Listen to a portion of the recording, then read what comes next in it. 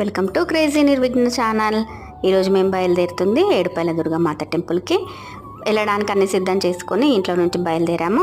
వెళ్ళగానే కాలు చేతులు కడుక్కొని ఆ గంగమ్మ తల్లి దర్శనం చేసుకొని అమ్మ దర్శనానికి వెళ్ళాము. దర్శనం తర్వాత అక్కడ చుట్టుపక్కల ఏరియా అంతా చూసేసాము. పైన ఎల్లమ్మ తల్లి టెంపుల్ ఉంటుందంటే అక్కడికి కూడా వెళ్ళి దర్శనం చేసుకున్నాము. ఇక్కడ గంగమ్మ తల్లిని చూస్తూ ఉంటే చాలా హ్యాపీగా ఉంటుందండి. 7 పాయల్లాగా వచ్చి ఆ గంగమ్మ తల్లి ఒక్క నదిలో కలుస్తుంది అని ఇక్కడ విశిష్టత ఉంటుంది. అది చూడడానికి కొంచెం పైనకి ఎక్కాలి, కానీ అంత పైనకి మేము ఎక్కలేకపోయాము. చుట్టుపక్కల ఏరియా కానీ చాలా బాగుంది. ఇక్కడ కొంచెం ఇబ్బంది అంటే ఈ కోతుల వల్లనే కొంచెం పిల్లలతో వచ్చే వాళ్ళు చాలా జాగ్రత్తగా ఉండండి. పక్కనే పోచారం డ్యామ్ ఉంది, అది కూడా చూడడానికి వెళ్ళాము. వాటర్ అంత ఎక్కువగా లేవు కానీ చూడడానికి చాలా బాగుంది.